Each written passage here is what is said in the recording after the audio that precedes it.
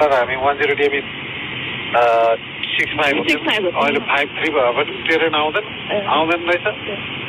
के हो हामी त 65 धेरै माथि पो रहेछ पहिला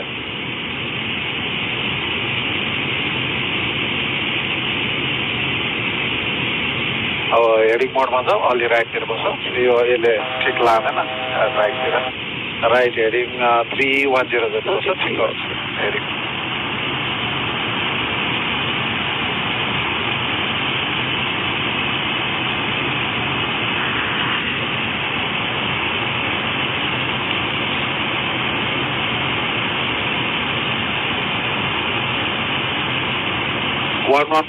है त्यसमा चाहिँ बल्ल सेटर हुन्छ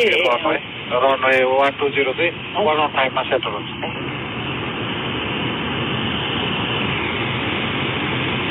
झर्दै जाऊ अब पर 1 सम्म झऱ्यो हुन्छ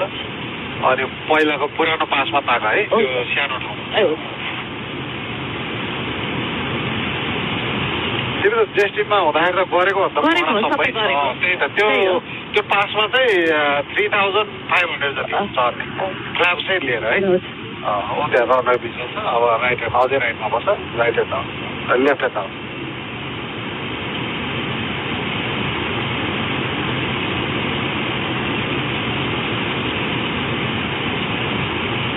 पुरानो एयरपोर्टमा बेस बनाऊ है टुटुलाई बेस बना अनि भ्युआर हेर भ्युआर चाहिँ आधी ओके भिजुअल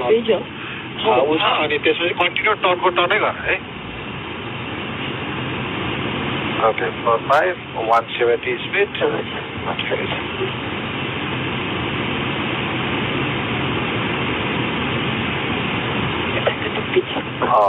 ठ्याक्क त्यो डाँडा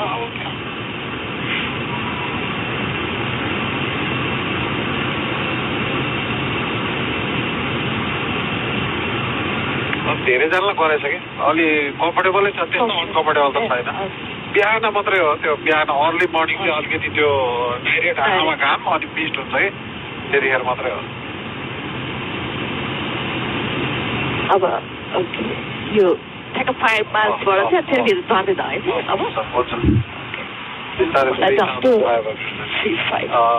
डाउन टु 3000 है त्यो फाइनलमा चाहिँ 3000 ठिक हो पक्रे त्यसलाई 691 joining left turn down and for runway 12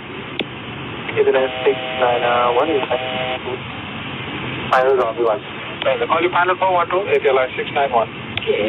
terrain always 15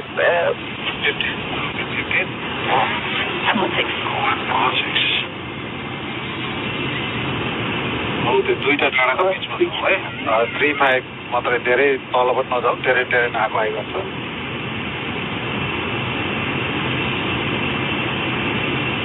त्यो रेडियो नेपालको टावर याद गरेको थिएन होला ऊ त्यो चाहिँ हो त्यो ठुलो छ नि अब त्यो डाँडाको अलि यता अलि लङ बनाउन गयो भने त्यो टावरतिर पुग्छ नि फेरि के त जानु हुँदैन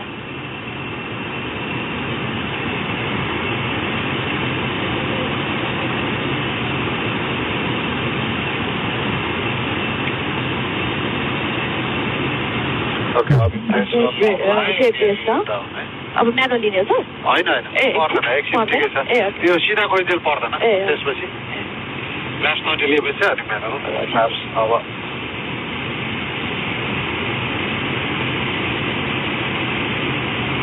अब यहाँबाट चाहिँ म्यानो अनि फ्ल्याप्स river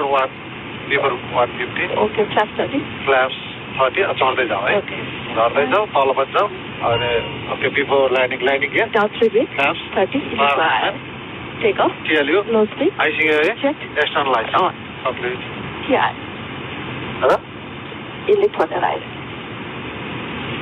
500 continue to ride continue to oh you read अल्तलै जानु पर्यो होइन तल होइन यो त यतिकै ठिक छ पार हाल है it is 691 पारै आएन wind 160 bonus runway 12 अगाडि हाल्नु पर्यो आएन छ ए तर्कै आएन के छ ओके यता जाऊ न ओके यो दियो ल्यान्डिङ है सर तर्कै आएन के छ यो आउनु पर्यो नि त 00 छ के छ ओके के भयो